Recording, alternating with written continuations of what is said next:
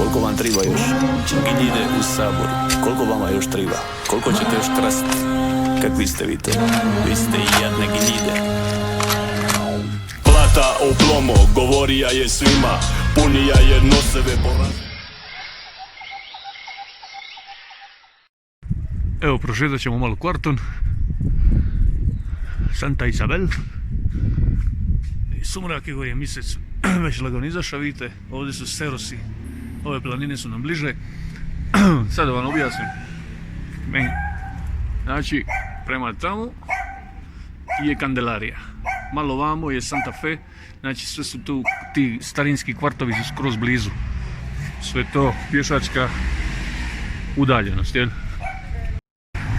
Indikator sirotinskog kvarta je smeće, vidite dole. Znači, ne kosi se trava, smeće je po ulicama, puno je beskućnika, evo ovdje ispred nas, neću ih sad snimati direktno. Znači, kuće su u rešetkama sve zatvorene, nema dvorišta, nema otvorenih prostora. Evo jedan Dalmat, vidi ga šta lijep.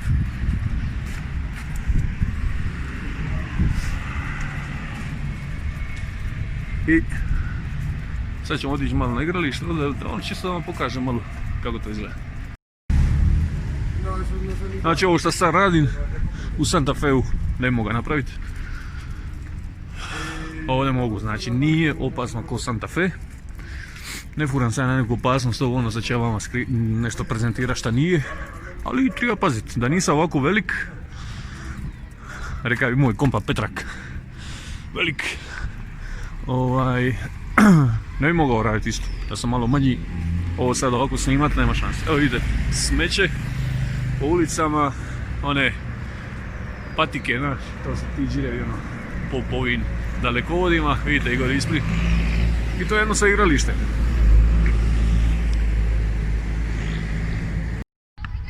Evo što ja volim kod Bogote, volim miris, zrak je dobar, zato što je na velikoj nadmorskoj visini. Vidite gori manje ga vidite gori, crkvica na vrh brda. To je famozni Montserrat, najpoznatija crkva u Bogoti. A ovdje su vam Serosi, Orientale se zovu. I evo sad su se nasadili oblaci, najvjerojatnije će večeras biti kiše. Sad vam je temperatura nekih, a šta ja znam, 12 stupnjeva. Kako je čovjek obučen, recimo. Ovi što igraju košarku, oni su kratko, ali čovjek je dobro zabundan. Znači 12 stupnjeva, onako prohladno je dosta. To što sam ja budala u Japankama, to je druga stvar. Ali oni se ožena, vidite na bicikli ženu, zabundana je ko ninja. Znači friško je, nije Bogota nije nikad ono prevruća zbog nadmorske visine, jel? Evo zapadna strana, ono, nema malo i stabala, evo ovaj parkić ovdje ima par stabala i to je to, ovdje je sve ono nabijeno od tih kuća u blokovima, jel? Kao što sam rekao, indikator siromaštva je smeće, neurednost, nepokošena trava, to odmah znate da je drugačija energija tu. Sad, zašto je tako? Jel ulaze smećari, jel se boje ući, jel nemaju ljudi novac za platiti smećare? Ne znam, mora bi se to raspitati, ali uglavnom to je to. Evo, znači, ništa što se sve može naći.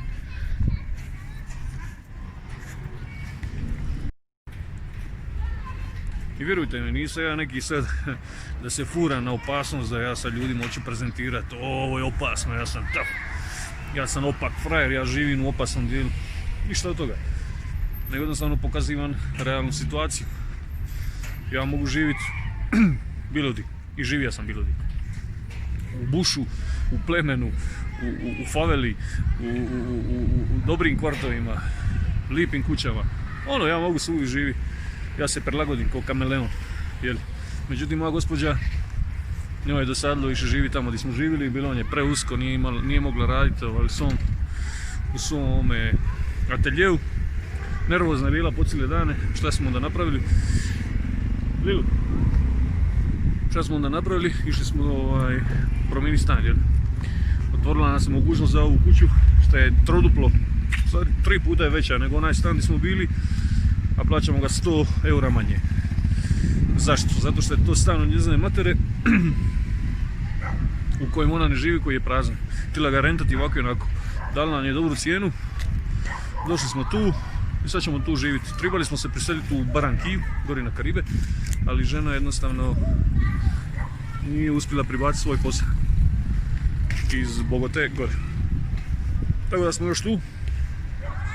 Koliko, šta, kako, nemam pojma. Do daljnjega, zasad smo tu i meni paš, meni je dobro. Nema ono, malo gnjavaža, to seljenje, to je najgora stvar na svijetu. Ali malo je to je sad prošlo i gotovo je, skućeno.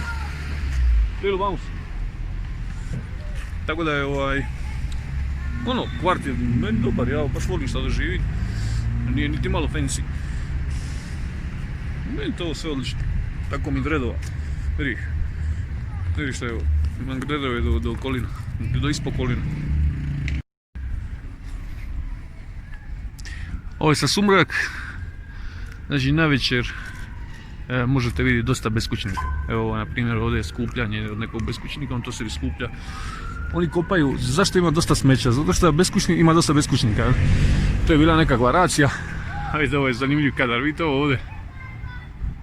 To su vam sve tenisice ili patike, nabačene gore. Kad ljudi igraju onda baci. Di sam sta? Pošto ima puno beskućnika, nedavno u kvartu uletila policija, sve raščistila i potjerala ih sve. Znači sad ih ima ovdje dosta u ovome kvartu.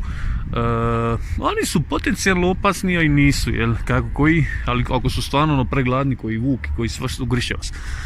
Ali u principu šta rade najveću štetu, šta kopaju, evo tamo je jedan, tamo šeta, vidite.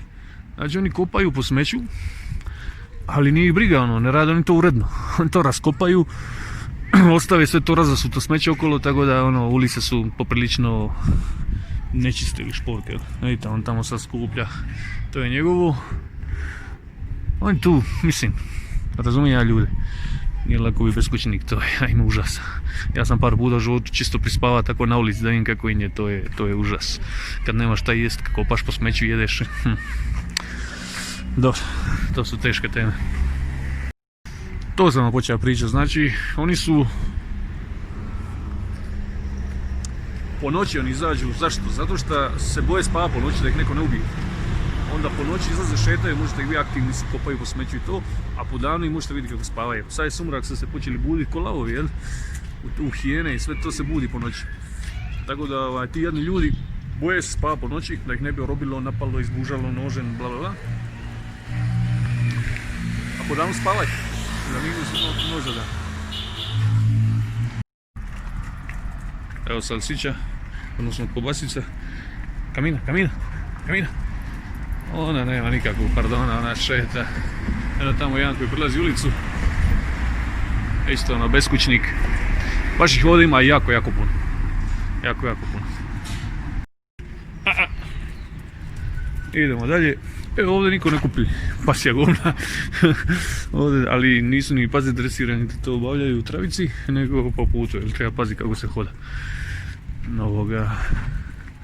A ne znam šta ima više reka. Ako mislite na sigurnost Joane, ona je tu, njoj mater tu dugo živjela i ona poznaje ovaj kvart, nju poznaju ljudi, tako da je neće niko dirat. I s te strane isto sigurno da u nekom drugom kvartu mora biti stalno uz nju, pratiti je na bus i to, jer nikad ne znaš, ti pljačkaši ne spavaju. Evo, ulazim u ulicu, idemo lagano prema kući. Tokom noći stalno svako jedno uru vremena čujete pištaljku. Šta to znači? Znači da je čuvar kvarta, koji realno ne čuva, ne možemo ništa začuvati, ali je to neka psihička šema za bandite. Kad čuju tu njegovu pištaljku znaju da je blizu, pa ajde neće se usuditi napast, provaliti ili tako. Aj ne mogu oni ovdje provaliti tako lako jer sve je blindirano okolo. Sad ćemo pokazati tu stražaru gdje on tu su oni kao to je radno mjesto, osiguranje kao kvarta ulice. Jedan je čovjek na 100.000. malo masu ljudi. Ali on prolazi biciklom okolo i stalno čujete taj trr, trr. I to je to. Ne Lilu. Lilu ostala ispred vrata i sad se čudi di ja idem, kao ono, zašto nisam se kući vratio. Vamo Lilu, vamo Veruna, ko se vamo. Sad ću vam pokazati. Gdje god je ova ulica, tranquila. Tranquila. Tranquila Lilu. Znači, vidite dolje onoga, znači iza beskućnika, onaj čovjek u uniformi ispred zelenog one kućice, to vam je stražar koji drži, koji pazi na taj kvart. Ima biciklu, vidite, i on s tom biciklom obilazi, patrole radi i zviždi sa žužaljkom, da ne bi neko provalio. Smeće tu čeka. Ovo su ljudi, vraćaju se s posla koji prodaju kavu, tako snalaze se. Eto ga. Ono što mene najviše živcira ovdje živjeti je ovih 100 brava. Ono. 100 tih brava morate otvoriti, zaključati, otključati 100 puta, milijun ključeva, ono konfuzno, ono nenormalno.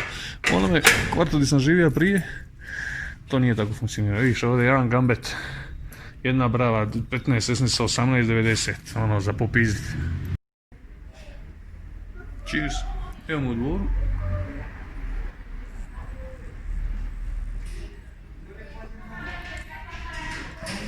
Pljuskam limunadu.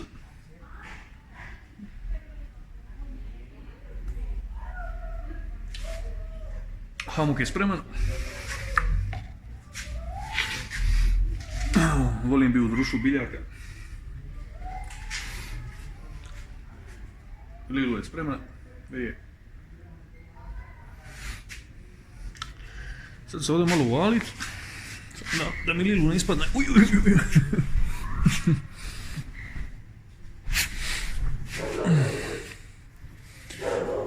I kao što sam rekao već prije u videu, ovo je meni ovdje i spavača soba i dnevni boravak, sve mi je ovdje.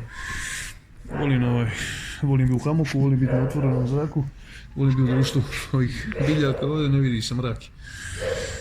Volim, to je to. Mikito. Kao mali lavić u svome kavezu, tu imam svoj mir. Sad ću uzeti malo knjigu, neku pročitat, odmorit, kad padne mrak, kad Lilu pojede nešto, odveš je prošeta da se istovari negdje. I to je to, život u novom kvartu uopće nije problematičan, problematičan je samo bilo prisaditi jer to je ono tlaka. I to svi znamo. Hvala vam puno, eto, ako vam je ovaj video bio dobar, ako ste zadovoljni, stisnite like, podijelite ga. Obični video običnog života, bit će svega. Uskoro krećem ponovo na put.